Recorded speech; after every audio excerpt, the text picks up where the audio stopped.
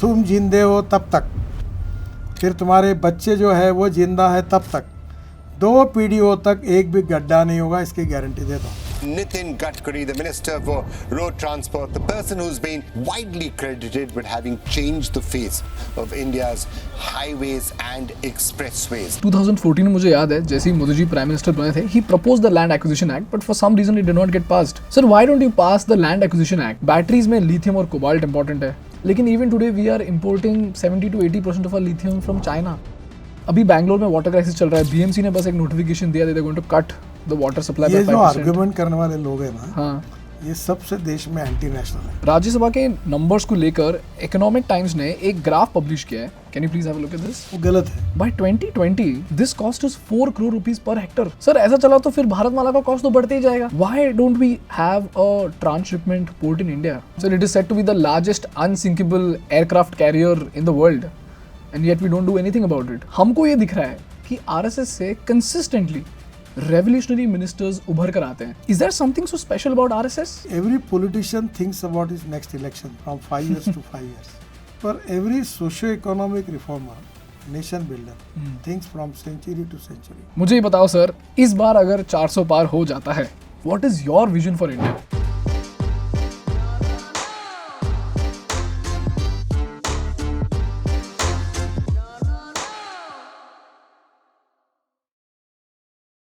Hi everybody, before we get started, I have one small request. 40% of you who watch Think School have not subscribed to our channel. So for you it might be zero effort, but for us the subscriber count is an important instrument to get the best guest to our podcast. So if you find value in our work, all I ask from you is to hit that subscribe button, and in return I will make sure to get the best guest to this podcast so that I can give you maximum and high quality value. Moving on to the episode, this is a conversation with Nitin Gadkari, who is one of the most effective cabinet ministers of India. And this episode is divided into 3 themes.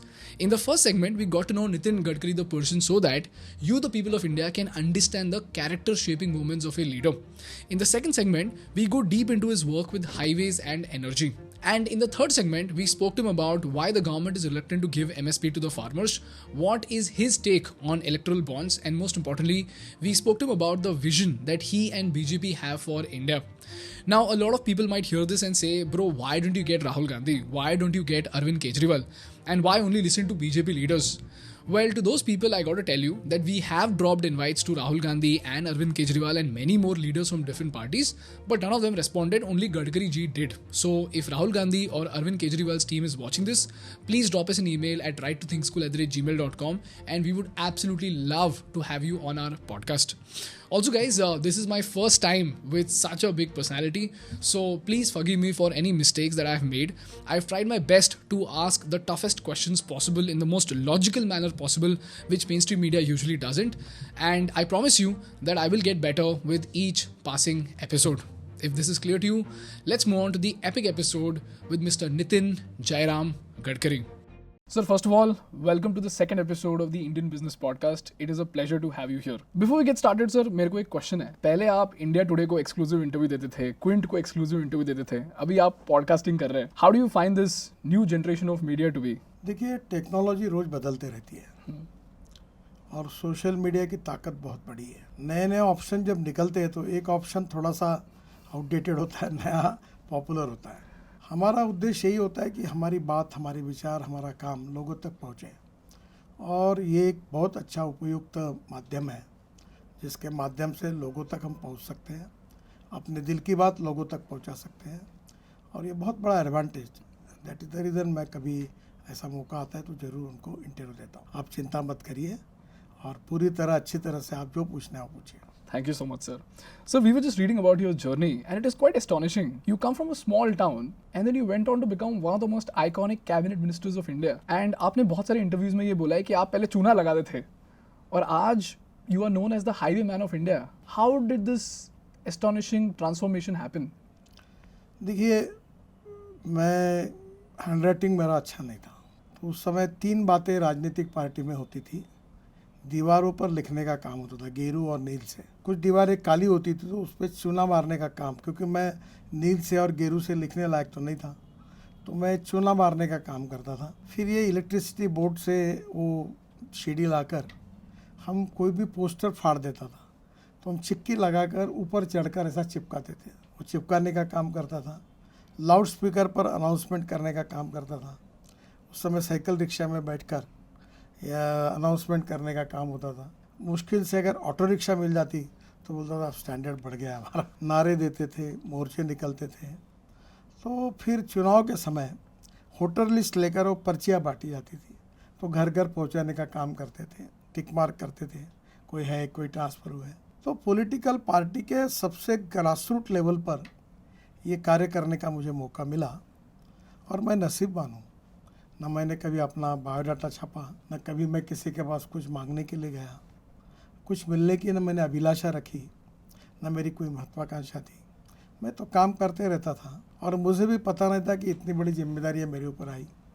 मैं काम करते करते आगे चलता गया और भगवान के आशीर्वाद से, जनता के आशीर्वाद से एक पार्टी के कार्यकर्ता के रूप में मुझे एक जिम्मेदारी मिली। पहले मैं यहाँ युवा मोर्चा का अध्यक्ष बना, फिर पार्टी का जनरल सेक्रेटरी बना, फिर एमएलसी बना, फिर मंत्री बना। महाराष्ट्र में Worli Bandra sea link, 55 flyover, Mumbai Pune highway बांधने का मुझे मौका मिला और उसी समय मैं पार्टी का अध्यक्ष बना, विपक्ष का नेता बना, पार्टी का अध्यक्ष बना और फिर मैं दिल्ली में पार्टी का अध्यक्ष, राष्ट्रीय अध्यक्ष बना और उसके बाद फिर केंद्र में मंत्री बना। ये मुझे चलते चलते ऐसे ही मिला है। मैं बहुत कर्तृत्ववान हूँ, बहुत होशियार हूँ, मेरे में बहुत बड़ी गुणवत्ता है, ये तो मेरा दावा नहीं है, पर मेरी पार्टी, मेरी विचारधारा और एक कार्यकर्ता के रूप में संगठन के साथ अपना घर परिवार संभाल कर मैं काम करता था और जिन जिन विषयों में मुझे रुचि थी वो काम करता था और भगवान के आशीर्वाद से और जनता के आशीर्वाद से मेरी औकात और हैसियत से मुझे बहुत ज़्यादा मिला। सर, ये आप हमेशा कहते हैं। मुझे लगता है सर, आरएसएस का आपकी लाइफ में बहुत ज़्यादा इम्पैक्ट रहा है and it's not just you, like some of the most iconic ministers who have come out have actually gone on to become revolutionary. Whether that's Nitin Gadkari, Amit Shah, Modi ji, Arun Jaitley ji, Atal Bihari Vajpayee, Manohar Parrikar. So जिस तरीके से IIT से world class engineers निकलते हैं, जिस तरीके से IIM से टॉप नॉच एंटरप्रेन्योर्स निकलते हैं, उसी तरीके से हमको ये दिख रहा है कि आरएसएस से कंसिस्टेंटली रेवोल्यूशनरी मिनिस्टर्स उभर कर आते हैं। Is there something so special about RSS? देखिए, आरएसएस में व्यक्ति निर्माण का काम होता है। No one is perfect and no one can claim that he is perfect. उत्तम, अधिक उत्तम, सर्वोत्तम, up to infinity. You can not catch your own image. अब तुम्हारे में एक स्किल है, एक कला है, एक कौशल्य है कि आप इंटरव्यू ले सकते हो, आपकी बातचीत का एक ढंग है। ये किससे आया? ये प्रैक्टिस से आया, ये संस्कारों से आया। आरएसएस ऐसी इंस्टीट्यूट है जो रॉ मटेरियल को गुणों दोषों के साथ स्वीकारती है, दोषों को कम करती है और गुणों को बढ़ाती है। व्यक्तिगत बातचीत करके, अच्छे संस्कार करके, उसके टैलेंट को देखते हुए उसको प्रोत्साहित करके उसके व्यक्तित्व का निर्माण करने का काम आरएसएस में होता है। और इसलिए जो सामान्य व्यक्ति होता है वो आरएसएस में असामान्य होता है। Sir, can you give me a few examples of the character shaping movements at RSS?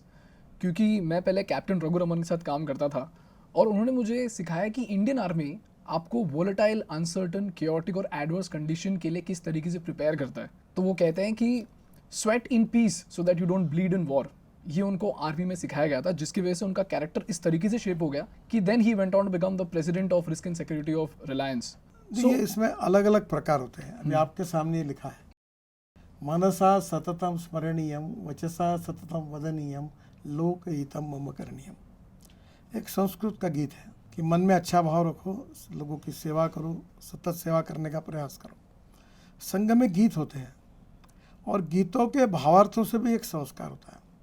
सब ने मिलकर काम करना, सब ने मिलकर एक ही खाना खाना, हम सब एक है, कोई जातिवाद नहीं, कोई सांप्रदायिकता नहीं, उच्च नीचता का भाव नहीं, हम सब एक है। ये छोटे छोटे व्यवहारों से उसके व्यक्ति के जीवन पर उसके परिणाम होते हैं और ये छोटे छोटे संस्कारों से, जैसे हीरे को पहलू करते हैं तो फिर वो एक वैल्यूएबल बन जाता है, वैसे अच्छे गुणों के साथ, अच्छे संस्कारों के साथ व्यक्ति के व्यक्तित्व पर जब परिणाम होते हैं, उससे जो प्रोसेस होती है उसमें से एक अच्छा व्यक्ति तैयार होता है और वो गुणवान व्यक्ति ही समाज के लिए एसेट होता है और लोग उसका सम्मान उसके गुणवत्ता के कारण करते हैं। So you are saying that RSS is more of character shaping and culture shaping. व्यक्ति निर्माण और व्यक्ति का संबंध उसके व्यक्तित्व के साथ है, उसके गुणवत्ता के साथ है, उसके चरित्र के साथ है, चाल चलन व्यवहार और चरित्र और फिर उसके साथ नॉलेज के साथ है। यानी सभी सिद्धांतों से, कृतियों से हमें एक संस्कार मिलता है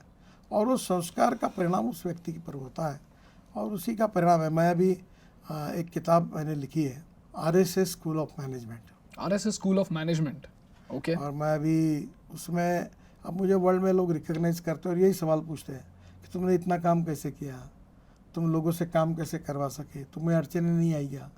तो मैं जो विद्यार्थी परिषद RSS में जो छोटी छोटी बातें सीखा था वही मेरे व्यक्तित्व की स्ट्रेंथ बनी और उसी का उपयोग करके मैंने काम किया। तो मैंने जो कुछ काम अच्छा किया उसका श्रेय उस समय के उन प्रशिक्षण और संस्कारों को है जिन्होंने मेरे व्यक्तित्व को परिपूर्ण बनाया। और एक बात जरूर है कि हमारे विश्व में कोई पूर्णांक नहीं है। पूर्णांक ये असंभव है। पूर्णांक मतलब क्या सर? पूर्णांक यानी अपूर्णांक और पूर्णांक दो फ्रेजेस हैं। पूर्णांक मीन्स 100% परफेक्ट। तो हमारे में से 100% परफेक्ट कोई नहीं है। हम सब अपूर्णांक है, आधे है, 60% है, 70% है, 80% है। यानी हर व्यक्ति में कुछ गुण भी है, दोष भी है। 100% गुण वाला व्यक्ति मिलना संभव नहीं। और इसलिए अपने गुणों को बढ़ाना व्यक्तित्व के अंदर और दोषों को कम करना, यही अच्छा व्यक्ति बनने का एक बहुत बड़ी प्रोसेस होती है। Absolutely sir. सर एक बहुत इंटरेस्टिंग चीज़ मैंने देखा है, आपने करण थापर के इंटरव्यू में ये कहा था कि पॉलिटिक्स का बाय डिफ़ॉल्ट गेम ही ये होता है कि आप ऑपोजिशन में बैठे हो तो चाहे कितना भी अच्छा आइडिया हो आपको अपोज तो करना पड़ता ही है, चाहे वो अटल बिहारी वाजपेयी हो या मनमोहन सिंह हो या मोदी जी हो। लेकिन जब इतनी सारी पॉलिटिकल राइवलरी चल रही है उसके बीच में मैंने ये नोटिस करा है कि बाला साहब ठाकरे आपके बारे में बहुत ही प्यारी प्यारी चीज़ें बोलते थे और आप बहुत ज़्यादा एडमायर करते थे बाला साहब ठाकरे को। कैसे सर? देखो, पहली बात तो ऐसी है, बाला साहब का बहुत खुला व्यक्तित्व था, छल कपट कारस्तान नहीं था और वो प्रेम दिल से करते थे। मेरी पार्टी अलग थी, उनकी पार्टी अलग थी, पर जब मैं ये फ्लाईओवर्स एक्सप्रेस हाईवे का काम करने लगा तो बोलते थे मेरा नितिन, पुत्रवत उनने मुझे प्रेम किया। फिर राज ठाकरे ने उनके ऊपर एक फोटोग्राफी का किताब निकाला था, तो फ्लाईओवर पे उनका फ़ोटो लेना था। उन्होंने बोला मैं नहीं आऊँगा जब तक नितिन नहीं आएगा। अच्छा। हाँ, वो आएगा तब मैं, ये जो बांद्रा का फ्लाईओवर है ना बड़ा, मैं वहाँ गया, मैं बाला साहब के साथ खड़ा रहा, फिर फ़ोटो निकाले गए। तो वो बहुत बड़े दिल के थे, उन्होंने मेरे ऊपर बहुत प्रेम किया था। देखो, राजनीति में मतभेद हो सकते हैं, मतभिन्नता हो सकती है, दुश्मनी नहीं होनी चाहिए। और एक मर्यादा के बाहर, जैसे ऐसा नहीं है कि हर बात का विरोध करना। मैं विरोधी पक्ष का नेता था, बहुत बार मैंने सत्तारूढ़ पार्टी के कुछ बातों का स्वागत भी किया है, उनका समर्थन भी किया है, अच्छी बातों को अच्छा भी कहा है, गलत बातें होगी उसका विरोध भी किया है। फिर जनता के सवालों को जब उठाना पड़ता है तो सरकार की कमियों को दिखाना पड़ता है। सर इंस्पिरेशन से याद आया, हम पुणे से हैं तो हमारे लिए छत्रपति भगवान जैसे, which is why I have got you this gift also of the idol of Chhatrapati. How did Chhatrapati influence your life? What did you learn from him? पूरा लाइफ छत्रपति शिवाजी महाराज को मैं अपने माता पिता के समान मानता हूँ, उससे ज़्यादा मानता हूँ। वो एक आदर्श राजा थे, यशवंत, कीर्तिवंत, वरदवंत, सामर्थ्यवंत, जानता राजा। इसका मतलब क्या है सर? यशवंत ये मराठी में है, ये रामदास स्वामी जी ने उनका वर्णन किया है। पहले मैं आपको पूरा बताकर फिर एक्सप्लेन करूँगा। यशवंत, कीर्तिवंत, वरदवंत, सामर्थ्यवंत, जानता राजा, निश्चयाचा महामेरू, बहुत जनासे आधारू, अखंड स्थितीचा निर्धारू, श्रीमंत योगी। यानी वह राजा था, पराक्रमी था, योद्धा था, दिलदार था, तेजस्वी था, तपस्वी था और समाज के लिए समर्पित था, कृतिशील था, योद्धा था। उसमें उनकी गुणवत्ता का वर्णन किया है। इतना सब होने के बाद भी एक आदर्श पिता था, आदर्श पुत्र था, आदर्श राजा था, शासक था।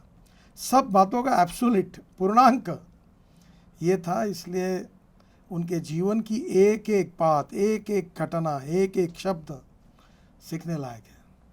हमारे यहाँ और एक अच्छी बात स्कूल में हमको पढ़ाई गई थी, थोर महात्मे होऊन गेले, चरित्र त्यांचे पहा जरा, आपण त्यांच्या समान व्हावे, हाच सापडे बोध करा।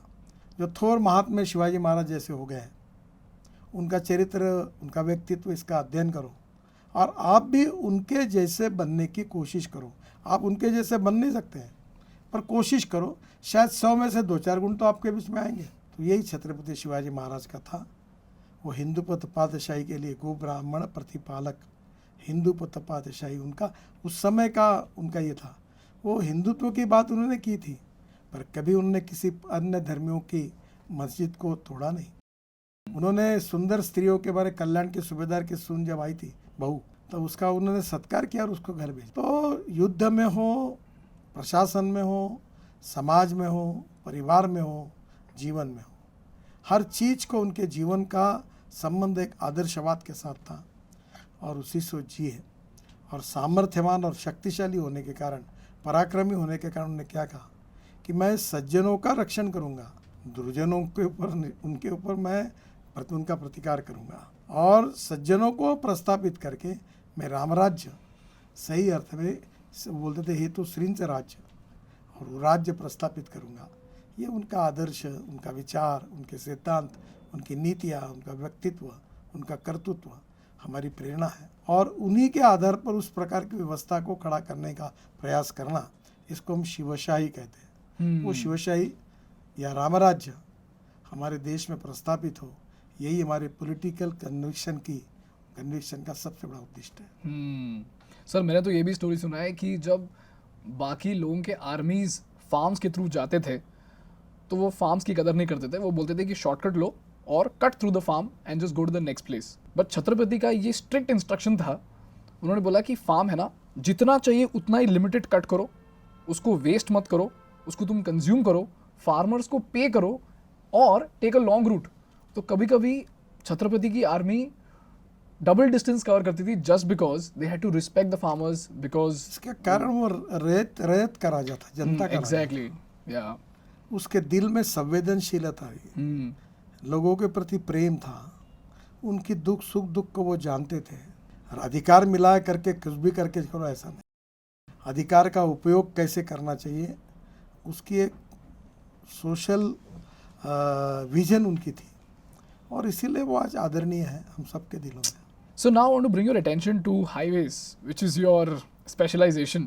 We were preparing the report card for BJP's performance, and the stats that we found were quite astounding. When it comes to the speed of construction of the highways, in 2014-15, it was 12 kilometers per day. By 2021-22, it was 29 kilometers per day. 38 kilometer per day. Now it's 38. 38. Sir, my question is, this is a 3 times increase in the speed of construction of a highway. What is so special about your system that you're able to achieve this efficiency? देखिए, कोई भी काम में ownership चाहिए और commitment चाहिए। Okay. दूसरी बात, ट्रांसपेरेंसी चाहिए, करप्शन फ्री सिस्टम चाहिए, fast track decision making process चाहिए और टीम वर्क चाहिए। Okay. कोई ये सब कुछ काम हुआ, ये मेरा अकेले का क्रेडिट नहीं है। मेरे साथ मेरे अधिकारी, मेरे इंजीनियर्स, कॉन्ट्रैक्टर्स, सब ने मिलकर काम किया। पर मैं फॉलोअप करता हूँ, रिव्यू मीटिंग लेता हूँ, कहाँ अटका है। जैसे पानी बहता है तो कोई ऑब्स्टेकल आता है तो पानी रुक जाता है, तो कोई आके वो निकाल देता है, फिर पानी बहता है। मैं ऑब्स्टेकल को निकालता हूँ। ये लैंड नहीं मिली, ये प्रॉब्लम, फोन लो चीफ सेक्रेटरी को, मुख्यमंत्री को, ये क्यों नहीं हुआ, ये फॉरेस्ट इन्वायरमेंट का क्या हुआ, ये रेलवे की परमिशन का क्या हुआ, आपकी कॉन्ट्रैक्ट की क्वालिटी ठीक है कि नहीं है, देखता हूँ, चेक करो, पेड ट्रांसप्लांट करो, रॉ वेस्ट मटेरियल को यूज़ करो, कचरे को यूज़ करो, बाम्बू का क्रैश बैरियर बनाओ, फ्लैश को यूज़ करो, स्टील स्लैग वेस्ट है उसको यूज़ करो, इकोलॉजी इन्वायरमेंट को प्रोटेक्ट करो। तो हर चीज़ में मैंने अपने कुछ स्टैंडर्ड्स तय किए और उसको कठोरता से ओनरशिप के साथ उसका अमल करने की दिन रात कोशिश करता हूँ। कभी मैं यशस्वी होता हूँ, कभी कुछ समय मुझे यश भी नहीं मिलता, पर मैं करते रहता हूँ। सर, फिर पहले के पार्टीज में क्या प्रॉब्लम था सिस्टम में? क्या छोटे छोटे प्रॉब्लम्स थे कि बहुत बड़े प्रॉब्लम्स थे? Where was the problem? देखिए, मैं जब मंत्री बना तो करीब 406 प्रोजेक्ट्स 3,85,000 करोड़ के बंद पड़े थे। क्यों सर? लैंड नहीं थी, यूटी शिफ्टिंग नहीं था, डिसीजन नहीं होते थे, रेलवे क्लियरेंसेस नहीं थी, बैंकों में अकाउंट एनपीए बन गए, काम बंद पड़ा, वो कर्जे के बोझे में कॉन्ट्रैक्टर फंस गया। ऐसे अनेक रीज़न थे। मैंने कॉन्ट्रैक्टर को बुलाया, बैंकर्स को बुलाया, प्रॉब्लम्स को समझा, जो सही था वो सॉल्व किया, उनको कहा जाके काम करो, फिर से उनको चलने के लिए मदद की। मेरे डिपार्टमेंट के द्वारा मैंने 3 लाख करोड़ के एनपीए से भारतीय बैंकों को बचाया। 3 लाख करोड़? हाँ, और 40,000 करोड़ के काम मैंने टर्मिनेट कर दी। जब कोई कोशिश नहीं हो सकती टर्मिनेट कर दिया। देखिए, पॉजिटिविटी चाहिए, ट्रांसपेरेंसी चाहिए, और दूसरे की समस्या समझकर और सुलझाने की एक पॉजिटिव वृत्ति, मदद करने की वृत्ति भी नेतृत्व में चाहिए। कार्रवाई करना तो बहुत आसान है, किसी को नालायक कहना और उसको डिस्कार्ड कर देना बहुत आसान है, पर उसकी गलती क्यों हुई, क्या कारण है उसकी गलती हुई, क्या वो गलती हुई है वो बात सुधार सकते हैं क्या उसकी काम करने की इच्छा है क्या, इसके आधार पर उसका मूल्यांकन हो सकता है। मैं अक्सर कहता हूँ कि financial audit is very important, technology is also important, but performance audit is more important than financial audit and technology and resources. Performance जो है कि हर व्यक्ति अगर ईमानदारी से काम करेगा, ओनरशिप लेगा काम की, तो बहुत से प्रॉब्लम हो जाएंगे। अभी जैसे आप यहाँ आए तो आपकी मशीनरी है, माइक्स है, सिस्टम है, रिकॉर्डिंग सिस्टम है, आपकी टीम है, आपने कोई ध्यान ही नहीं दिया। करेक्ट। ये भी निग्लिजेंट है। तो आप इंटरव्यू ले तो माइक नहीं चल रहा, ढकाना नहीं चल रहा, बराबर पिक्चर नहीं आ रहा, लाइट नहीं लग रही, तो प्रॉब्लम आएगी। करेक्ट। आपके पास ओनरशिप है, आप 2 घंटे पहले आए, आपने इक्विपमेंट चेक किए, लाइट बराबर लगे कि नहीं देखे, आवाज़ कहीं से आ रहा है क्या देखा, that your commitment for your job, that is called as ownership. Sir, I am very curious about Bharatmala, and your administration is known to be super efficient.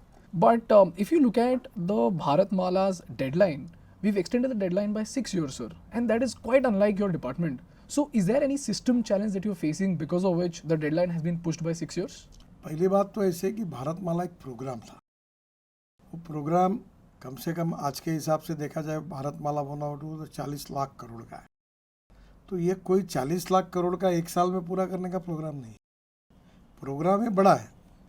तो उस प्रोग्राम में फेज़ है, फेज़ 1, फेज़ 2, फिर 3, तो उसमें से हमने लेकर प्रोजेक्ट शुरू किया। ये लॉन्ग टर्म का एक उद्देश्य था, एक साल में 40 लाख करोड़ के काम करना ऐसा नहीं था। करेक्ट। पहली बात ये प्रोग्राम है, दूसरा फेज़ वाइज है, दूसरा अब भारतमाला 2 को अभी तक कैबिनेट का अप्रूवल नहीं मिला है, तो भारतमाला 1 तक हम सीमित है, जब 2 को मिलेगा तब उसकी शुरुआत करेंगे। सर, अभी फेज 1 का डेडलाइन पुश हुआ है, राइट, फ्रॉम 2022 टू 2027। अब काफ़ी बड़े पैमाने पर काम हुआ है, और उस समय जब हमने अंदाज किया था उसके बाद उसमें थोड़ी देर अभी बड़े बड़े हाईवे 36 ग्रीन एक्सप्रेस है बन रहे, दिल्ली से चेन्नई, कन्याकुमारी, इधर है कटरा से भी ज़्यादा मनाली से अटल टनल 3.5 घंटे के बजाय 8 मिनट में, उसके बाद लद्दाख लेह तक 8 टनल, मनाली के बाद रोहतांग पास के बाद, वहाँ से लद्दाख लेह के बाद चुजिला टनल, आशिया की सबसे बड़ी 11.6 किलोमीटर, वो पूरी हो रही, 75% पूरी हुई। फिर झेड़मोर वो लगभग पूरी हुई। वहाँ से श्रीनगर से जम्मू तक 18 टनल बड़ा रोड बना है, और उसमें से कटरा के पहले से दिल्ली कटरा हाईवे से हम अमृतसर होते हुए दिल्ली आएंगे, दिल्ली से सूरत आएंगे मुंबई दिल्ली एक्सप्रेस हाईवे से, और सूरत से नया हाईवे बना रहे हैं। अब दक्षिण में जाने के लिए, चेन्नई, बेंगलोर जाने के लिए मुंबई और पुणे, कोल्हापुर या सोलापुर जाने की ज़रूरत नहीं, सूरत से अहमदनगर, सूरत से नासिक, नासिक से अहमदनगर, अहमदनगर से सोलापुर, सोलापुर से करनूल, और करनूल से कन्याकुमारी, चेन्नई, बेंगलोर, मैंगलोर, हैदराबाद, कोचीन, त्रिवेंद्रम, पूरे साउथ को जाएंगे। तो एक दिल्ली से चेन्नई का डिस्टेंस 320 किलोमीटर कम हुआ, और ये कश्मीर से कन्याकुमारी तक हुआ। तो ये बहुत बड़े बड़े प्रोजेक्ट है। ऐसे हम 36 ग्रीन एक्सप्रेस हाईवे बना रहे हैं। अभी बेंगलोर से चेन्नई 2 घंटे में, 6 घंटे लगते थे, लगभग दिसंबर तक पूरा होगा। दिल्ली से देहरादून 7 घंटे लगते थे, अब 2 घंटे में हो जाएगा, दिसंबर तक पूरा हो जाएगा। दिल्ली से कटरा करीब 10-12 घंटे लगते थे, अब 6 घंटे में होगा, दिसंबर तक पूरा हो जाएगा। दिल्ली से मेरठ 4.5 घंटे लगते थे, अब 45-50 मिनट होता है, रोड पूरा हो गया। दिल्ली से जयपुर, अब नया रोड जो बीच में से निकाल रहे हैं वो 2 घंटे में होगा, दिसंबर तक पूरा हो जाएगा। अब हम ऐसे बहुत अलग अलग प्रकार के पूरे देश में रोड बना रहे हैं। अभी नागपुर से हैदराबाद बना रहे हैं, अभी पूना से संभाजी नगर औरंगाबाद बना रहे हैं, अभी 9 घंटे लगते, 2 घंटे में हो जाएगा। नागपुर से पुणे 4.5-5 घंटे में हो जाएगा। तो सर, आप कह रहे हो कि भारतमाला शायद थोड़ा सा स्टॉल हो गया हो, लेकिन बाकी सारे प्रोजेक्ट्स बनते जा रहे हैं। भारतमाला भी है, बाकी भी प्रोजेक्ट है, मिनिस्ट्री के भी प्रोजेक्ट है। हम हर साल कम से कम 10-12 हज़ार किलोमीटर के काम कर रहे हैं। नहीं, केवल मैं 2 लाख करोड़ की 376 किलोमीटर टनल बना रहा हूँ। उसको इन्वायरमेंट क्लियरेंस, उसके लिए बहुत दिक्कतें होती है।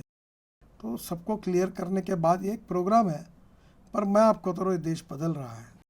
और मोदी जी के नेतृत्व में मैंने कहा था कि 2024 समाप्त होगा तो हमारा नेटवर्क अमेरिका के बराबर होगा नेशनल हाईवे का। मुझे अभी अमेरिका से आए हुए लोग कहते हैं आप गलत बोलते हो। बोला क्या हुआ? बोले अमेरिका के बराबर नहीं है, अमेरिका से अच्छा अभी बना है। तो इतना अच्छा नेटवर्क हमारा बना हुआ है, तो निश्चित रूप से ये देश आगे जा रहा है। और इंफ्रास्ट्रक्चर में water, power, transport and communication होगी तो इंडस्ट्री, ट्रेड, बिजनेस बढ़ेगा। और उद्योग व्यापार बढ़ेगा तो कैपिटल इन्वेस्टमेंट आएगी, कैपिटल इन्वेस्टमेंट आएगी तो एक्सपोर्ट बढ़ेगा, रोजगार बढ़ेगा, रोजगार बढ़ेगा तो गरीबी दूर होगी। सर आपने जितने भी सारे एक्सप्रेस वे बनाए हैं वो तो बहुत ही बढ़िया है। मैं और पाश पुणे में रहते हैं, हम पुणे से मुंबई आते रहते हैं। हमको पुणे से मुंबई आने को लगते हैं 2.5 घंटे, लेकिन मुंबई आने के बाद उसकी जो इंटरनल रोड्स हैं, हमको मुंबई के अंदर एंट्री लेने के बाद अंधेरी वेस्ट तक पहुँचते पहुँचते और 2.5 घंटे लग जाते हैं। सर ये मिसमैच क्यों है सर? एक तरफ एक्सप्रेस वे इतने अच्छे हैं और एक तरफ इंटरनल रोड्स इतने ख़राब हैं। देखिए अटल सेतु बना है और अभी मैं JNPT से एक नया रोड बना रहा हूँ डायरेक्ट, वो जाएगा खोपोली तक। तो ये आपको पनवेल जाने की ज़रूरत ही नहीं, तो आप पनवेल आने की ज़रूरत नहीं, पनवेल के पहले ही आप वहाँ से डायरेक्ट JNPT जाओगे और अटल सेतु लेकर तुरंत मुंबई में आ जाओगे, तो आपका समय और बच जाएगा। अब मुंबई के अंदर क्या है कि तीनों बाजू में समुंदर है। मुंबई में रोड बना नहीं सकते, बिल्डिंगें बनी हुई है, तो मुंबई की अपनी एक आप में मर्यादा है। पर अब कोस्टल हाईवे बना तो अभी आप डायरेक्ट अटल सेतु से कोस्टल हाईवे को लग जाएंगे तो अंदर ही पहुंच जाएंगे। वर्ली बांद्रा सी लिंक ये अभी आगे काफ़ी दूर तक विरार तक जाएगा, उसके कारण आप अंधेरी जल्दी पहुंचो। सर ये श्रीवत्सा परसों एड शेरन के कॉन्सर्ट को गया था सर, महालक्ष्मी रेस कोर्स में। तो ये बहुत खुशी खुशी निकला, गूगल मैप में 1 घंटे दिखा रहा था। सीलिंग बहुत बढ़िया था, बट सीलिंग तक पहुँचते पहुँचते 4 घंटे लग गए, उसमें उसका आधा कॉन्सर्ट छूट गया। तो वो कहता है कि सीलिंग कितना बढ़िया है लेकिन इंटरनल रोड्स इतने ज़्यादा ख़राब हैं कि सीलिंग को जब कोस्टल रोड से निकलोगे तो आप डायरेक्ट कभी नरीमन पॉइंट जाओगे। लेकिन सर इंटरनल रोड्स क्यों नहीं फिक्स हो रहे हैं? Is there a mismatch between the state and the centre and the BMC? Mumbai शहर पुराना जब था तब रोड की एक विड्थ थी, तब दोनों बाजू में बिल्डिंग बन गई। अब मुंबई में पॉपुलेशन बढ़ रही, दूसरी ओर ऑटोमोबाइल की पॉपुलेशन बढ़ रही, वो संख्या बढ़ रही, और तीसरी ओर दुनिया भर के लोग मुंबई आ रहे हैं। तो अगर ये मेरी रूम है, यहाँ आप इंटरव्यू कर रहे हैं, अब अभी ये कम से कम 10-12 लोग हैं, कल अगर 150 लोग इसमें घुसा देंगे तो क्या होगा? ऐसा ही मुंबई में वो मर्यादा नहीं है। अब मुंबई को डिकंजेस्ट करने के लिए मुंबई की बहुत सी बातें डिसेंट्रलाइज करनी पड़ेगी। एग्जैक्टली। और उसके सिवा अभी नई मुंबई बनी। अब अटल सेतु के कारण अब रायगढ़ जिले में तीसरी मुंबई बनानी चाहिए। मैं जब मंत्री था मैंने प्लान बनाया था, ये अटल सेतु की योजना मेरे समय बनाई थी, पर फिर उसमें इन्वायरमेंट वाला बोलता मत करो, कोई विरोध करता है। तो ये जो सब लोगों का सपोर्ट मिलना चाहिए। वर्ली बांद्रा सीलिंग को मुझे कितना विरोध किया मीडिया ने, रोज लिखते थे मच्छी मरेगी, अंबेडकर का स्मारक नष्ट होगा, सावरकर का स्मारक नष्ट होगा। तंग आ गया, कोर्ट में पिटीशन किया, NGOs गए। ये देश में इस प्रकार की मानसिकता को भी बदलना होगा, तभी बदला होगा। I think one of the major problems is also land acquisition, right? क्योंकि मैं हमेशा ना चाइना और इंडिया को कंपेयर करता था। जब मैंने ये पढ़ाई शुरू नहीं करी थी, मैं हमेशा सोचता था कि चाइना में इतना फटाफट हाईवे बन जाता है, इंडिया में इतना टाइम लगता है।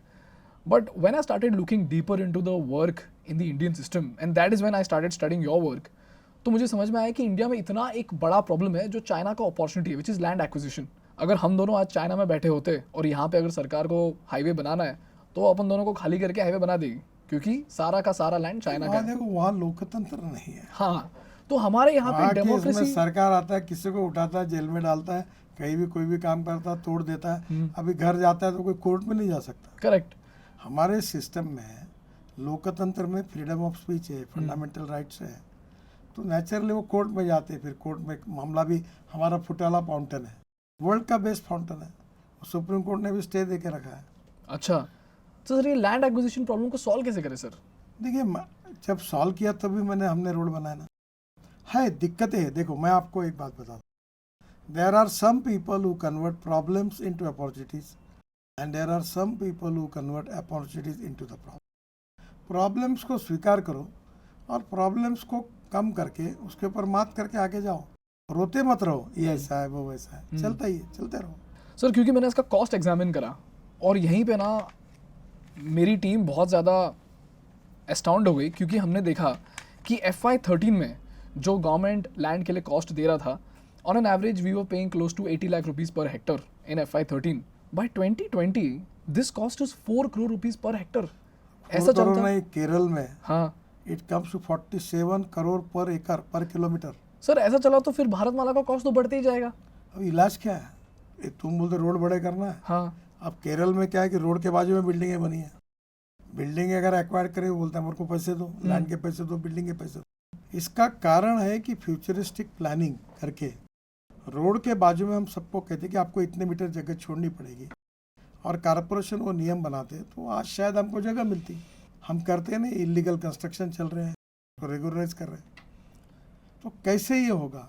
सर देखो आपको एक बात बताता हूँ, एक बहुत बड़ा प्रॉब्लम है कि every politician thinks about his next election from 5 years to 5 years, पर every socio economic reformer, nation builder thinks from century to century. You can donate habit, you can not donate vision.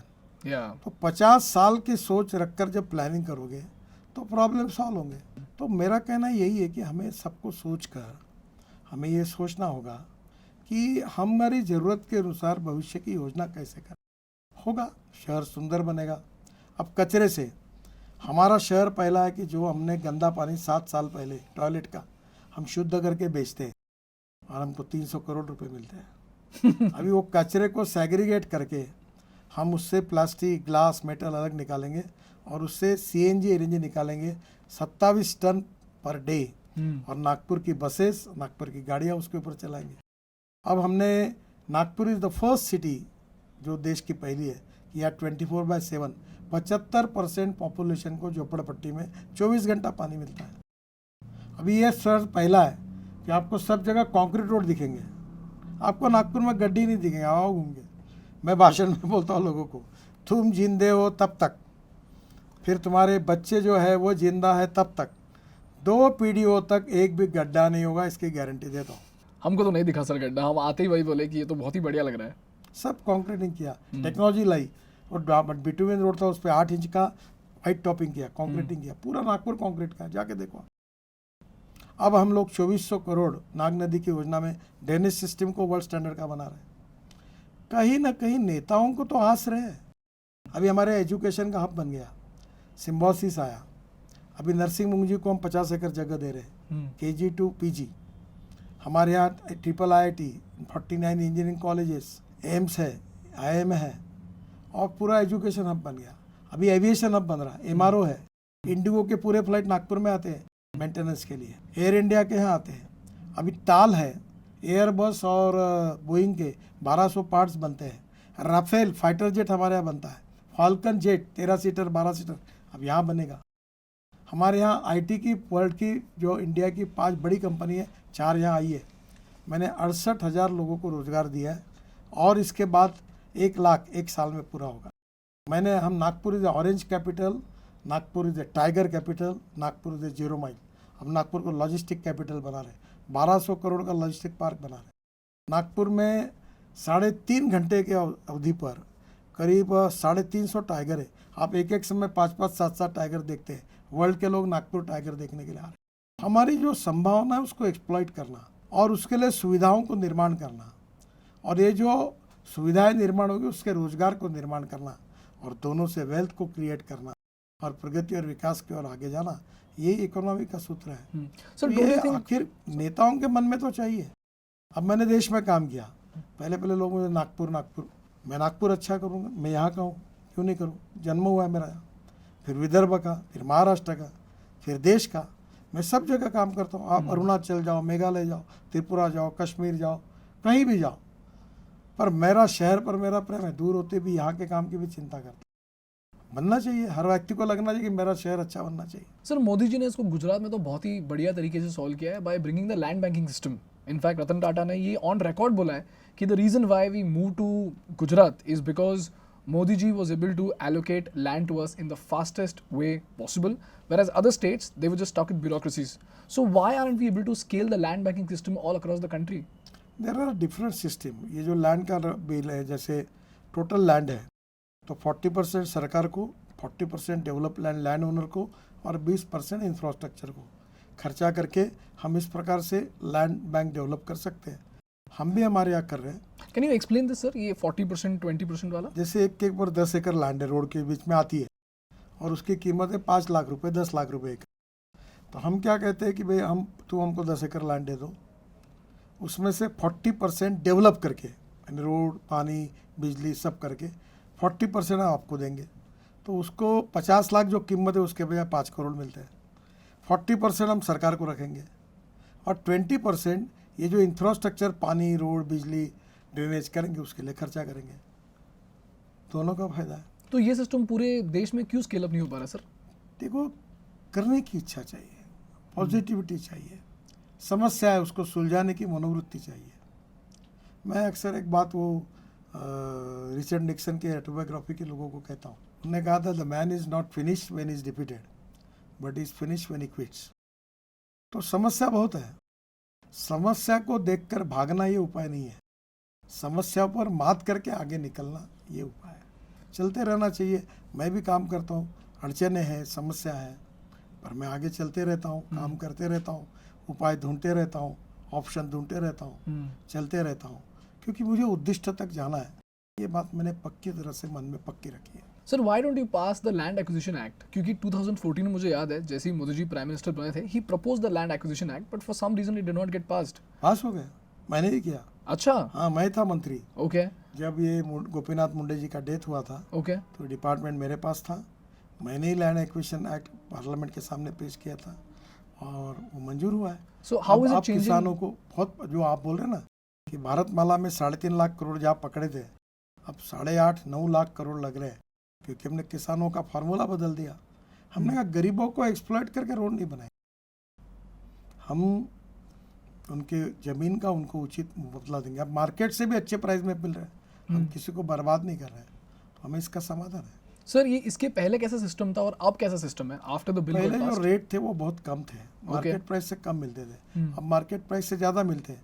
अब हमारे पास लोग इसलिए आते हैं कि हमारी ज़मीन लो, मत लो, इसलिए नहीं आते हमारी ज़मीन लो, क्योंकि वो ज़मीन जाने से उनकी ज़मीन की कॉस्ट भी बढ़ती है और मार्केट से 1.5 गुना प्राइस भी मिल रही है। सर, क्या फॉर्मूला चेंज हुआ है? आपने मेंशन किया कि फॉर्मूला चेंज हुआ है।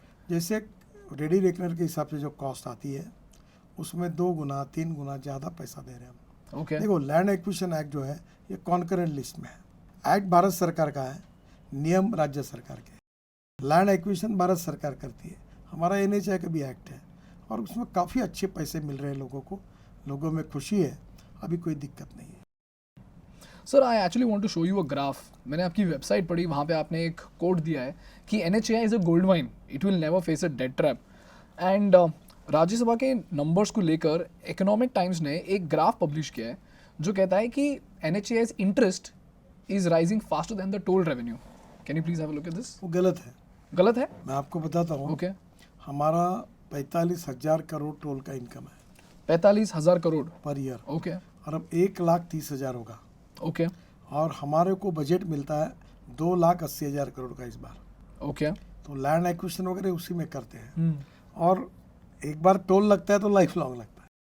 तो हम मोनेटाइज करते हैं तो उनको उसके पैसे, जो काम हम 1,200 करोड़ का करते हैं, 15 साल के लिए मोनेटाइज करते हैं, उससे 2,000 करोड़ मिलते हैं। तो कई हर प्रोजेक्ट इकोनॉमिकली वायबल है। अच्छा, क्योंकि सर ये ग्राफ कहता है कि the growth of toll collection from FY18 to FY22 has gone from 0 to 50%, whereas interest cost has gone from 0 to almost 350%.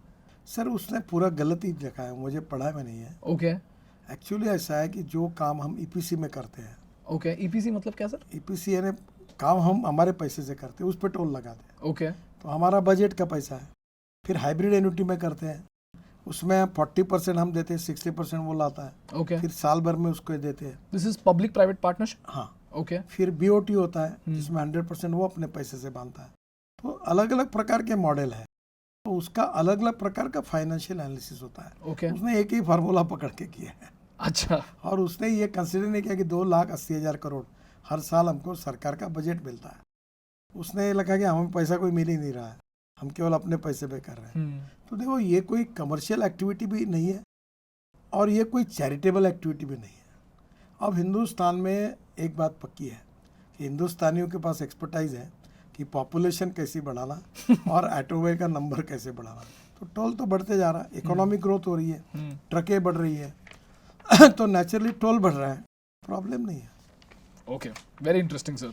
You actually corrected a very big misconception जो कि मेरी टीम ने 10 बार मुझे बोला कि ये तो सर को पूछना ही है, and you are one of the few people that I can sir actually आपको एक आस्क यू बात बताता क्वेश्चंस। हूं, हमारा रेटिंग AAA है और हमारी क्रेडिबिलिटी इतनी स्ट्रांग है कि अभी इनविट मॉडल में 6 महीने पहले मैंने मुंबई स्टॉक एक्सचेंज में बॉन्ड लॉन्च हुआ और 7 दिन के बाद वो क्लोज होने वाला था और मैं घंटी बजाकर वो स्टॉक एक्सचेंज में उसको क्लोज करने वाला था। देखा है सर हमने। पहले दिन 7 घंटे में 7 टाइम्स ओवर सब्सक्राइब हुआ। हम 8.05% इंटरेस्ट दे रहे हैं और मैंने उसमें विशेष प्रावधान किया कि हर महीने में इंटरेस्ट मिलेगा, यानी पेंशन, गरीब लोग, रिटायर्ड लोग, कर्मचारी अपना कितना पैसा। इंटरेस्ट है? 7%? 8.05%, कोई बैंक नहीं देती और वो भी मंथली मिलेगा। So you're saying that InvITs is a good investment? कितने लोगों ने पैसे डाले, AAA रेटिंग है जी। मैं अब विदेशों से पैसा लाने के बजाय हिंदुस्तान के गरीब लोगों से पैसा लेके रोड बनाऊंगा और उनको बैंक में 4% इंटरेस्ट मिलता है डिपॉजिट पर, मैं उनको 8.05% इंटरेस्ट दूंगा, वो भी खुश, मैं भी खुश। Sir, now I want to bring your attention to Sagarmala. What is Sagarmala and why is it so revolutionary? देखो, मैं जब शिपिंग मंत्री था तो मेरा बजट था 800 करोड़ का और मैंने प्रोजेक्ट बनाया 16 लाख करोड़ का। 800 करोड़ का बजट था और आपने 16 लाख करोड़ का बनाया, कैसे सर? इसका कारण मेरे पास 12 मेजर पोर्ट थे और उसमें JNPT को 1800 करोड़ साल का प्रॉफिट है। ओके। तो वो पोर्ट को मैंने BOT में, PPP में, प्राइवेट पब्लिक इन्वेस्टमेंट में मैंने करीब 550 छोटे मोटे प्रोजेक्ट लिए और अभी तक 12 लाख करोड़ के प्रोजेक्ट पूरे हो गए। ओके। और भारत माला के कारण हमारी पोर्ट की कैपेसिटी 1.5 गुना से ज़्यादा बढ़ गई और जो टाइम था वो भी कम हो गया। और अभी पोर्ट की कनेक्टिविटी के लिए मैं सब जगह रोड बना रहा हूँ, 4 लेन, 6 लेन, 8 लेन, और निश्चित रूप से अब नए पोर्ट भी बना रहे हैं। तो एक पोर्ट के कारण हमारे देश की ग्रोथ में बहुत बड़ा कंट्रीब्यूशन हुआ है। तो Sagarmala is about increasing the capacity and efficiency of our ports. Yes, अभी देखो ये क्या है, लैंडलॉर्ड मॉडल है।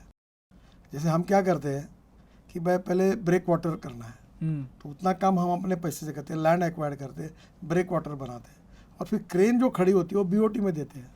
That is the public-private partnership. Sir, BOT, can you please explain BOT in simple words? Built, operate and transfer. Built, operated, and transfer, simple बात Okay. बताओ, तुम car लेते हो, अगर आप कैश पेमेंट पे लेते हो तो 12 लाख की मिलती है और तुम 10 साल के लोन पे लेते हो तो उसकी कीमत 22 लाख होती है। हर महीने में इंस्टॉलमेंट देते हो, घर के लिए, कार के लिए, स्कूटर के लिए। ये road on instalment, tunnel on instalment okay. And bridge on instalment, यही कंसेप्ट है। मैं ये इसका जन्मदाता हूँ। कैसे है मैं आपको बताता हूँ। मैं महाराष्ट्र में मंत्री था और मैं उस समय कलर टीवी आया था T5 में, तो मैं बोला PW वाले को मेरा टीवी लगा दो, फर्नीचर का मिलता था। बोले सर ये नियम में नहीं बैठता। तो मैं वहाँ था, वहाँ 18 हाईकोर्ट जज रहते थे और मैं अकेला मंत्री था। मैंने बोला इनके सबके घर में लगा है। बोले उन्होंने ऑर्डर दिया, तो बोले सर आप भी बोलोगे तो लगाएंगे पर नियम में नहीं है, बोला मत लगाइए। फिर मैं एक दुकान में गया मलवा रेल पर, टीवी सिलेक्ट किया, BPL का टीवी था उस समय, और मैंने कहा मुझे टीवी, तो उसको पता चला कि मैं मंत्री हूँ। तो उसने कहा सर ये पीस अच्छा नहीं है, नया पीस आने के बाद मैं आपको भिजवाता हूँ। मैंने कॉस्ट वगैरह तय की, टीवी आया ही नहीं, क्योंकि उसको मालूम था कि ये मंत्री है और इंस्टॉलमेंट पर लेके जा रहा है तो पैसा आएगा ही नहीं। Okay. तो उसने मुझे दिया नहीं। फिर उससे मेरे मन में आया कि टीवी अगर इंस्टॉलमेंट पे मिलता है, कार अगर मिलती है, तो टनल ब्रिज रोड क्यों नहीं। तो पहले देश का ठाणे भिवंडी बाईपास जो मुंबई नासिक रोड पर है ना, पहला रोड मैंने BOT पे बनाया, उसकी पॉलिसी बनाई। फिर पॉलिसी ऐसी बनाई हमारे सेक्रेटरी ने कि कोई लेता ही नहीं था। फिर मैंने एक दिन उनको बोला कि हमारे लड़की की शादी करनी है, तो तुमने लड़की के पिता के रूप में कंडीशन डाली कि 400 एकड़ ज़मीन होनी चाहिए, 3 मर्सिडीज होनी चाहिए, बंगला होना चाहिए, ये इतना गोल्ड होना चाहिए। अरे वो रिक्शे वाला भी शादी करने के लिए तैयार नहीं और तुम कंडीशन बढ़ा रहे हो। फिर मैंने खुद होके उसको बहुत लिबरल किया, टेंडर निकाला और जो BOT चला, अब देश में अब solid waste management, liquid waste management में BOT हुआ। अभी मथुरा में मैंने एक 90 MLD का कचरा स्लज उस पर बीओटी प्रोजेक्ट सक्सेसफुली किया। वो जो पानी शुद्ध होता है वो इंडियन ऑयल के रिफाइनरी को मिलता है। वो पहले इरिगेशन डिपार्टमेंट यूपी से लेते थे, 25 करोड़ साल के देते थे, अब 20 करोड़ वो दे रहे हैं। त्रिवेणी इंजीनियरिंग कंपनी है, वो पानी शुद्ध होता है और उनको देता है। 40% हमने दिए, 60% उनने लगाया। इवन बीओटी में सक्सेसफुल हुआ। 100 रुपए का काम 40 रुपए में हुआ। तो सर ये इंस्टॉलमेंट कैसे काम करता है? तो एक सपोज मैं एक प्राइवेट कंपनी हूँ, आप गवर्नमेंट हो, तो how will we both operate to complete a project? Why not? देखो अभी जो 60% उसने लोन लिया, 40% मैंने गारंटी नहीं लिया। ओके उसने पूरा प्रोजेक्ट बनाया। ओके 20 करोड़ इंडियन ऑयल को पानी दे रहा, 20 करोड़ साल के उसको मिल रहे हैं। तो उससे जो प्रॉफिट आ रहा है हाँ, उसको उसका मिल रहा है। रेवेन्यू शेयरिंग वो होता है। पानी बेच रहा है। तो आप इकोनॉमिकली और मथुरा का 90 ml स्लज जो गंदा था, हाँ वो साफ फुकट में उसके पैसे से क्लियर हो गया। वेरी अभी इंटरेस्टिंग। कचरा है, कचरे में प्लास्टिक निकलेगा, रिसाइकलिंग करेंगे तो क्रूड पेट्रोल होगा और कुछ होगा। ग्लास होगा, रिसाइकलिंग होगा। मेटल होगा, रिसाइकलिंग होगा। ऑर्गेनिक वेस्ट होगी, बायोडाइजेस्टर में डाल के मिथेन निकलेगा, मिथेन से हाइड्रोजन निकलेगा तो हाइड्रोजन पे गाड़ी चलेगी, हाइड्रोजन नहीं तो सीएनजी एलएनजी निकलेगा। ये देखो 2 इम्पोर्टेंट फिलोसफी है, innovation, entrepreneurship, science, technology, research, skilled and successful practices. We name it as knowledge, and conversion of knowledge into wealth is the future. And the other philosophies, no material is waste and no person is waste. It is depending upon the appropriate vision of the leadership, appropriate technology, that you can convert waste into wealth. मैं ये chair पे बैठा हूँ, ये bamboo की है। अभी काफ़ी चीज़ें ऐसी है कि जो वेस्ट से वेल्थ होती है। सर्कुलेशन इकोनॉमी, टायर को पाउडर निकाल के बिटुमेन में डाल रहे हैं। लोहे का तार है, उसको निकाल कर स्टील में डाल रहे हैं। फिर प्लास्टिक 7% हम लोग बिटुमेन में डाल रहे हैं। 15% रबर की पाउडर टायर घसे हुए बिटुमेन में डाल रहे हैं। प्लास्टिक से क्रूड पेट्रोल तैयार हो रहा है। आयरन ओर का स्टील स्लैग जो है वो हम उससे रोड में यूज़ कर रहे हैं। फ्लैश से कंक्रीट के ब्लॉक तैयार हो रहे हैं, वो रोड में डाल रहे हैं, कंक्रीट तैयार हो रहा है। तो मैं ये कह रहा हूँ कि कोई भी चीज़ वेस्ट नहीं और कोई भी व्यक्ति वेस्ट नहीं। It is depending upon the appropriate technology that you can convert waste into wealth. These are very important philosophy and which is a part of my life convictions. Very interesting sir. Sir port से मुझे एक बात याद आया, we do not have a transshipment port in India yet. Now Kerala and Adani's, they are coming together to make the first transshipment port in India. And while we were reading through the research to understand what exactly are the disadvantages that we face as a country because of the lack of transshipment port, we found a very interesting case study from a businessman in Sivkasi. They make firecrackers. 95% of the firecrackers in India, they come from Sivkasi. So there he says that because we do not have a transshipment hub over here in India, we have to now ship our firecrackers to Colombo, where the Chinese vessels reject these firecrackers because they don't want competitors in the global market. और आज भी Russia और Poland में बहुत ज़्यादा demand है firecrackers के लिए, and the Chinese firecracker market is pretty huge, and even if we scrap out 30% of their market, our firecracker market can grow by 3 times. तो सर इतने सालों बाद भी why don't we have a transshipment port in India? देखिए ये दोनों आपने कई भी बात पहले सच है। मैंने प्रयास किया था, ये विंगिंग हम करके एक पोर्ट है केरल में है, तो ये प्राइवेटली अडानी को मिला और भारत सरकार ने उसको 35,000 करोड़ ग्रांट भी दी थी। तब मैं मंत्री बना था तो मैं वहाँ गया तो वहाँ अडानी और सब चल रहा था पॉलिटिक्स, तो मैंने कहा मैं कैंसिल कर दूँ, तुमको देना तो देना मत दो। फिर कोई आया ही नहीं, फिर उन्होंने उनको दिया, वो पोर्ट बना। फिर कन्याकुमारी के पास ये जो लाइन है इंटरनेशनल शिपिंग लाइन, उसमें मैं कन्याकुमारी के आगे एक जगह पर मैंने ये ट्रांसशिपमेंट पोर्ट बनाने का तय किया। अब क्या लोगों ने बहुत विरोध किया, इन्वायरमेंट वालों ने विरोध किया, नहीं होने दिया। अब आज हमारे खाली कंटेनर कोलंबो जाते हैं, करेक्ट, और ये सच है, और वहाँ से जाके फिर दुनिया में जाते हैं। और सर वहाँ पे तो चाइनीज इन्फ्लुएंस है, क्योंकि श्रीलंका हैज, पर अभी थोड़ा सा ये केरल में ये पोर्ट बनने के बाद थोड़ा रिलीफ मिल जाएगा। सर अंडमान और निकोबार में भी हम ट्रांसशिपमेंट हब बनाने वाले थे, राइट? करने नहीं देता काम सर। क्या प्रॉब्लम है सर इसका? एनवायरमेंट वाले आड़े पड़ते हैं, मत करो काम, कोर्ट स्टे दे देता है। तुम कभी हमारे जैसे इंटरव्यू लेते हो, कभी ऐसे लोगों के लोग जो हर काम को विरोध करते हैं, होने नहीं देते। अंडमान निकोबार में इतनी अच्छी साइट है, कोई काम ही नहीं होने देता। Sir it is said to be the largest unsinkable aircraft carrier in the world, and yet we don't do anything about it. So now I want to bring your attention to energy. You are extremely passionate about alternate fuels, ethanol, hydrogen. In fact, जब curly tales के साथ आपका interview हुआ था, मैंने देखा कि आपकी सारी गाड़ियाँ भी, उनमें से कोई भी पेट्रोल गाड़ी है नहीं, एक एथेनॉल, एक हाइड्रोजन है. मेरा क्वेश्चन ये है sir, what is the vision with EVs for India? Why are you so bullish about EVs? सस्ती है, पोल्यूशन फ्री है, अब वेटिंग लिस्ट है, हम्म अब तुम चाहोगे तो मिलती नहीं. हम्म अभी 300% राइज है. हम्म हम 16 लाख करोड़ का फॉसिल फ्यूल इंपोर्ट कर रहे हैं. हम्म कितना प्रदूषण हो रहा है दिल्ली में, हम्म पूरे देश में. Import substitute, cost effective, pollution free और इंडिजिनस अल्टरनेटिव फ्यूल और बायो फ्यूल से 16 लाख करोड़ से 6 लाख करोड़ अगर कम होंगे और 6 लाख करोड़ अगर हिंदुस्तान के किसानों के पास जाएंगे, गरीबों के पास जाएंगे, इकोनॉमी डेवलप होगी, तो कितना बड़ा फायदा होगा. क्या इस देश का इंपोर्ट कम नहीं होना चाहिए? 16 लाख करोड़ का. दूसरी बात, इस देश को एयर पोल्यूशन से मुक्ति नहीं मिलना चाहिए. करेक्ट. तीसरी बात, इस देश में ऑटोमोबाइल इंडस्ट्री ऐसी है, मैं उसका मंत्री हूँ. पहले हमारे यहाँ इंडस्ट्री का सहज में जब मंत्री बना 7वें नंबर पे थी, 7.5 लाख करोड़ की थी. आज 12.5 लाख करोड़ की है. और अभी हमने 3 महीने पहले जापान को पीछे डालकर तीसरे नंबर पर आए. पहले नंबर पर है अमेरिका, दूसरे पे चाइना, तीसरे पे इंडिया. और 5 साल के अंदर ऑटोमोबाइल मैन्युफैक्चरिंग हब करके इंडिया पहले नंबर पर जाएगा. वर्ल्ड के लगभग पूरे ब्रांड हिंदुस्तान में है. और electric truck, electric buses, electric car, hydrogen की बसेस, ट्रक, कार हिंदुस्तान से एक्सपोर्ट होगी.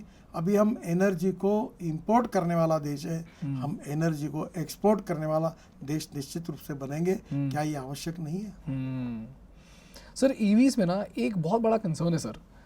हम क्रूड ऑयल जो है 4-5 देशों से लेते हैं, लेकिन ईवीज में बैटरीज इंपॉर्टेंट है, बैटरीज में लिथियम और कोबाल्ट इंपॉर्टेंट है. लेकिन even today we are importing 70 to 80% of our lithium from China. देखो, पहली बात आपको एक बात बता दूं कि लिथियम आयन बैटरी की कीमत, जब मैंने इलेक्ट्रिक व्हीकल की बात शुरुआत की तब $150 पर किलोवाट पर आवर थी. करेक्ट. आज 112 पर आई है और 6-8 महीने में 100 पे आएगी.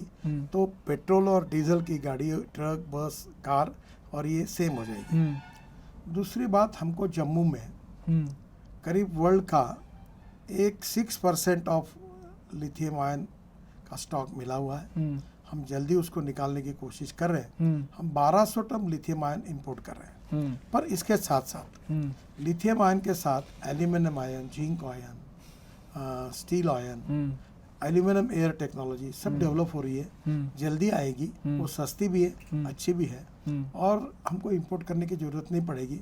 और हमारे देश में लिथियम आयन पैदा होगा और हम इंपोर्ट करने वाले नहीं, एक्सपोर्ट करने वाला देश बनेंगे. इसको थोड़ा समय लगेगा. सर लिथियम को रिसाइकल क्यों नहीं करते हैं? बिकॉज जो हमने सप्लाई चेन स्टडी करा है, हम चाइना से लिथियम खरीदते हैं और रिसाइकलिंग के लिए हमारे पास फैक्ट्री नहीं है, तो हम वापस उसको चाइना बेचते हैं. सर अभी 400 इलेक्ट्रिक स्कूटर बनाने वाले स्टार्टअप शुरू हो गए. 50% of the two-wheeler production Bajaj, TVS और हीरो का एक्सपोर्ट होता है. करेक्ट. और अभी इतने स्टार्टअप आ रहे हैं, इतने आईआईटी के इंजीनियर काम कर रहे हैं. सब बातों के सोल्यूशन मिल गए.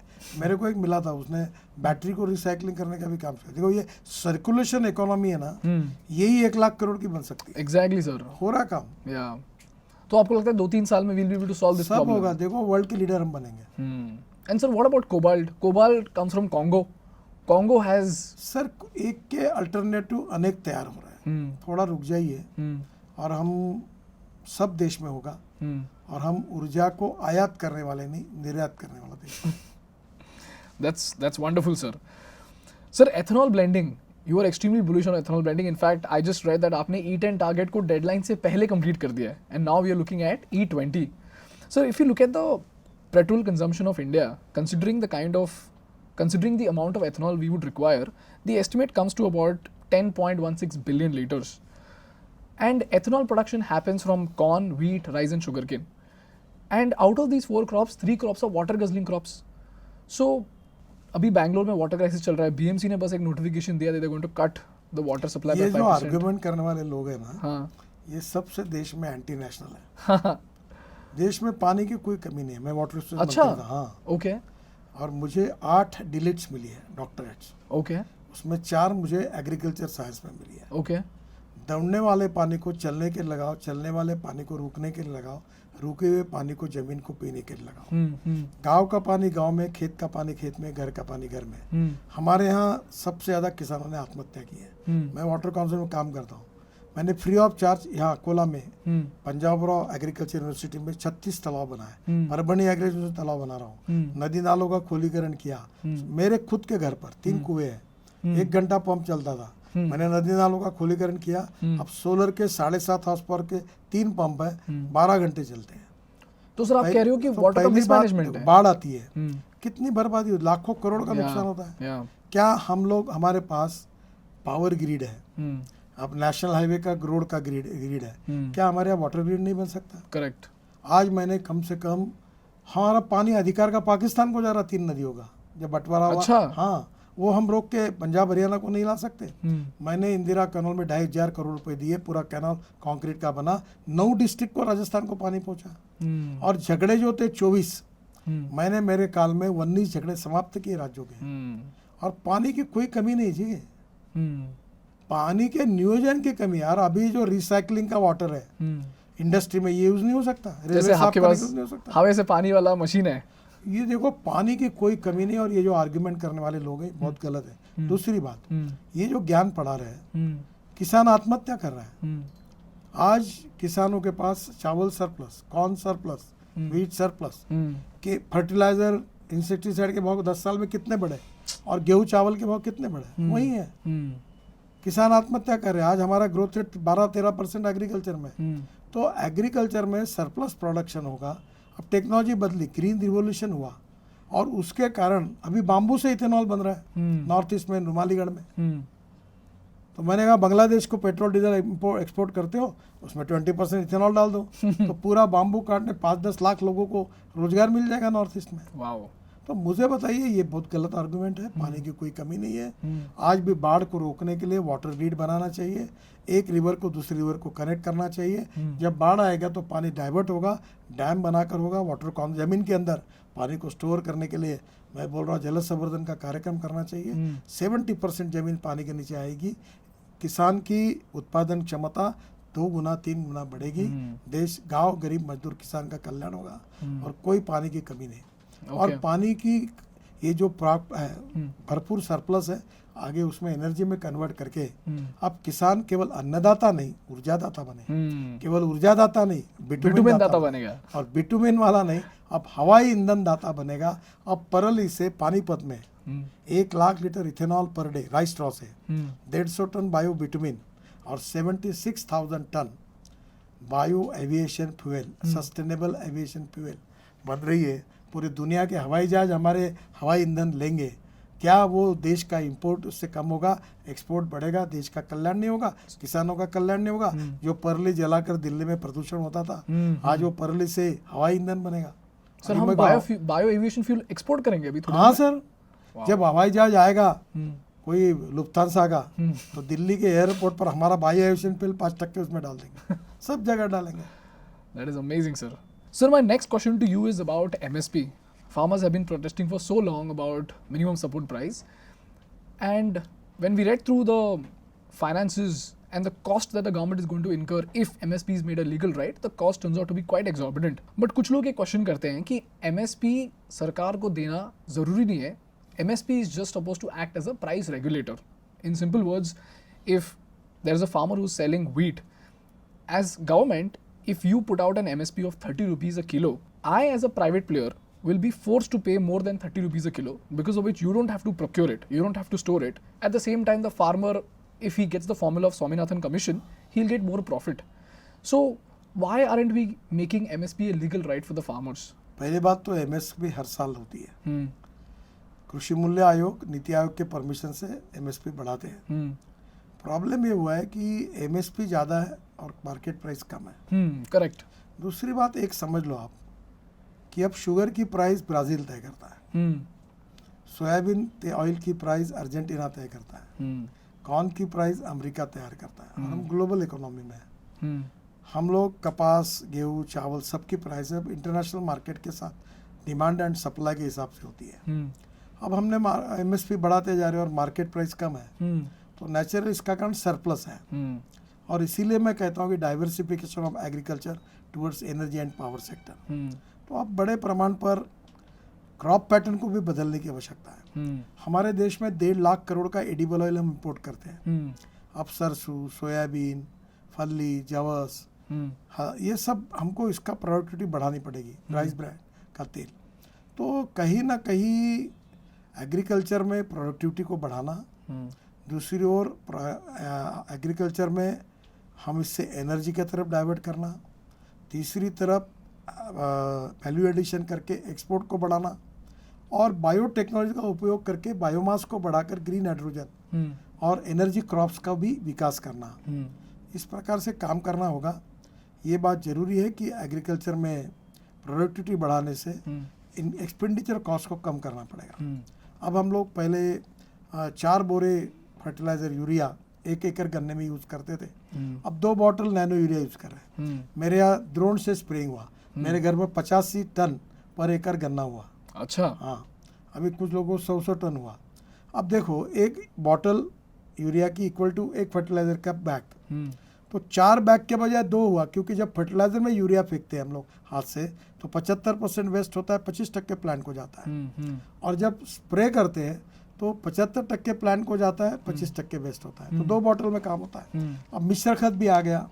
तो धीरे धीरे टेक्नोलॉजी के बदलाव से पर एकड़ एक्सपेंडिचर कॉस्ट को कम करें, प्रोडक्टिविटी को, जो सीड है उसमें सुधार करें, प्रोडक्टिविटी को बढ़ाएं और प्रोडक्टिविटी को बढ़ाकर हम मार्जिन ऑफ प्रॉफिट किसान की बढ़ाएं और processing industry demand and supply में हम लोग अगर सरप्लस होंगे तो निश्चित रूप से गांव, गरीब, मजदूर, किसान का कल्याण होगा। और इसलिए किसान को सोचते हुए हमको नीति बनानी होगी। कभी कभी क्या होता है, पैच की कीमत जब बहुत ज़्यादा हो जाती है देश में तो हम इम्पोर्ट एक्सपोर्ट बंद कर देते हैं, पर जब कीमत कम हो जाती है तो कोई प्रोटेक्ट नहीं करते। करेक्ट। शुगर, जब शुगर की कीमत डाउन होती है तो हम कोई कर नहीं करते, जब बढ़ती है, जब एडवांटेज है तब उसको, अब बाकी चीज़ों में नहीं कर रहे हो ये। तो सर आप कह रहे हो कि first of all we should not focus on just selling the crops, we should focus on value addition. Value addition, expenditure cost को कम करना और क्वालिटी और प्रोडक्टिविटी को बढ़ाना। और ये सच्चाई है कि एमएसपी हमारी ज़्यादा हो गई और मार्केट प्राइस कम हो गई, ये विचित्र हो गया है। करेक्ट। तो आप कह रहे हो कि हमको इंटरनेशनल स्टैंडर्ड्स को ध्यान में रखते हुए एमएसपी को रेगुलेट करना जरूरी है। ये सच्चाई है, पर प्रैक्टिकल ऐसा है कि इंटरनेशनल मार्केट में अगर बाहर डाउन हो गया तो हमको किसान को प्रोटेक्ट करना पड़ता है। करेक्ट। खरीदते तो किसान कहाँ जाएगा। Correct. Very interesting. So the next question is, this is again keeping in mind the mood of the country right now, about electoral bonds. When Arun Jaitley ji नहीं, ये देखो, चुनाव में हर पार्टी को पैसा लगता है, तो वो पैसा नंबर 1 में आए, बॉन्ड के द्वारा आए, इस अच्छे भाव से वो लाया गया था। अब मैटर सुप्रीम कोर्ट में है और कहीं ना कहीं फिर नहीं आता तो पैसा तो लगता ही है और लोग तो देते भी हैं। तो नेचुरली अब इसको सभी पार्टियों ने मिलकर सोचना चाहिए कि क्या ऑप्शन चाहिए इसका, कुछ ना कुछ तो सोचना होगा। अभी जैसे चल रहा है वैसा चलना लोकतंत्र के लिए, पार्टियों के लिए और देश के लिए अच्छा नहीं है। तो सर आप कह रहे हो कि अगर हम इलेक्टोरल बॉन्ड्स के थ्रू नहीं जाते हैं फिर भी पैसा तो आएगा, but instead of digital transparent transaction will come by cash. Yes, and that is wrong, that is ये बैड। जो बॉन्ड से आया वो तो नंबर 1 से आया, हाँ, पर वो जो आएगा कैश में आना पड़ता तो पता ही नहीं चलता कहीं। तो अब आपको लगता है कि businessman will be forced to give cash to the political parties because of this? Sir, जो देना देते हैं, एक्चुअली उसमें न बोलना क्योंकि मैटर अब सुप्रीम कोर्ट में है, पर चुनाव में पार्टी को पैसा लगता है, ये तो ग्राउंड रियलिटी है। Okay sir, one last question, मुझे ही बताओ सर, इस बार अगर 400 पार हो जाता है, what is your vision for India? 3 most important things that you will change in India. Transport sector को बदलना चाहिए। ओके, कैसे सर? जैसे रोप वे, केबल कार, फेनिकुलर रेलवे के 260 प्रपोजल पर मैं काम कर रहा हूँ। फिर शहरों में भी ऊपर के ऊपर डबल डेकर बस चलेगी, फिर रोप वे, केबल कार, फेनिकुलर रेलवे से फायदा होगा। फिर एमपीवीएस सी प्लेन, पानी में उतरने वाले, और एयर स्ट्रिप हवाई जहाज वो चालू होंगे देश में, जिससे पर्यटन बढ़ेगा। ट्रांसपोर्ट सेक्टर में इलेक्ट्रिक बसेस केवल नहीं तो केबल पर चल के इलेक्ट्रिक ट्रक और बसेस चलेगी, और पानी में वाटर टैक्सी चलेगी। तो ट्रांसपोर्ट सेक्टर में बड़ा रिवोल्यूशन होना चाहिए, एक ये है। ओके। एग्रीकल्चर में हमारे वर्ल्ड में हमारी प्रोडक्टिविटी मक्के में, कपास में, सोयाबीन में कम है, उसके बराबर जाने के लिए एग्रीकल्चर रिसर्च को हमने निश्चित रूप से प्रायोरिटी देनी चाहिए। और तीसरी बात एम्प्लॉयमेंट, रोजगार निर्माण करने वाली इकोनॉमी को बढ़ावा देना चाहिए। जब तक टेक्नोलॉजी नहीं आएगी, नई इन्वेस्टमेंट नहीं आएगी, इंडस्ट्री ओपन नहीं होगी, टूरिज्म नहीं बढ़ेगा, लोगों की परचेसिंग पावर नहीं बढ़ेगी, तब तक एम्प्लॉयमेंट निर्माण नहीं होगा। टूरिज्म ऐसा क्षेत्र है जहाँ 49% कैपिटल इन्वेस्टमेंट रोजगार निर्माण के लिए खर्चा होती है।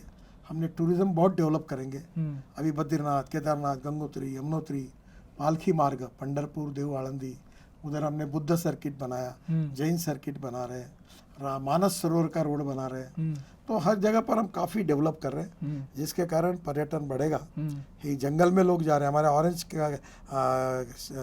टाइगर कैपिटल है, दुनिया भर के लोग हमारे आते हैं। तो इन सब से एक बड़ा रोजगार निर्माण होगा। रोजगार निर्माण करने वाली डेवलपमेंट, अर्थव्यवस्था, इसको हमको गतिशील करना पड़ेगा। Done, sir. One kind request from our research, sir. National single window clearance system, land acquisition problem, eliminate that to the core to an extent where we go on to become a capitalistic as well as a socialistic democracy. Do you think that's possible by 2030, sir?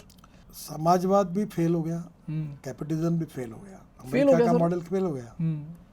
और समाजवाद भी, communist party में Russia और China ने भी हम उसको छोड़कर नया मॉडल लिया है। क्या करें सर फिर? हम ऐसा मॉडल तैयार करें कि जो गरीब व्यक्ति है, जो सोशली, इकोनॉमिकली, एजुकेशनली बैकवर्ड है, दरिद्र नारायण है, उसका विकास करने वाली अर्थव्यवस्था को, रोजगार निर्माण करने वाली, ग्रोथ को बढ़ाने वाली और एंटरप्रेन्योरशिप को प्रोत्साहित करने वाली, एक्सपोर्ट बढ़ाते हुए, नेचुरली रॉ मटेरियल का उपयोग करते हुए, सर्विस सेक्टर और इंडस्ट्री और मैन्युफैक्चरिंग और इसमें बढ़ावा देकर एक हम अच्छी अर्थव्यवस्था करें जो गरीबों को केंद्र बिंदु मानकर काम करे। तो हम उस मॉडल पे काम कर रहे हैं। जहाँ तक लैंड एक्विजिशन की वन विंडो बन नहीं सकती, क्योंकि ये राज्य सरकार के भी अधीन है और भारत सरकार के भी अधीन है। तो ये जो विषय सेंट्रल लिस्ट में, उसमें केंद्र सरकार का अधिकार है, जिसमें स्टेट के अधिकार है वो स्टेट लिस्ट है, जो दोनों कानून बना सकते हैं वो कॉन्करेंट लिस्ट है।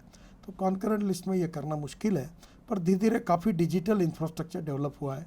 ग्रांट, स्कॉलरशिप, पेंशन अब सब बैंक अकाउंट से जा रहे हैं। करेक्ट। धीरे धीरे इसमें काफ़ी बदलाव आ रहा है। इससे ट्रांसपेरेंसी आएगी, करप्शन खत्म होगा और टाइम बाउंड काम हो जाएंगे। Okay, sir. Thank Thank you so much, sir. It was a pleasure talking to you. Thank you so much for the opportunity.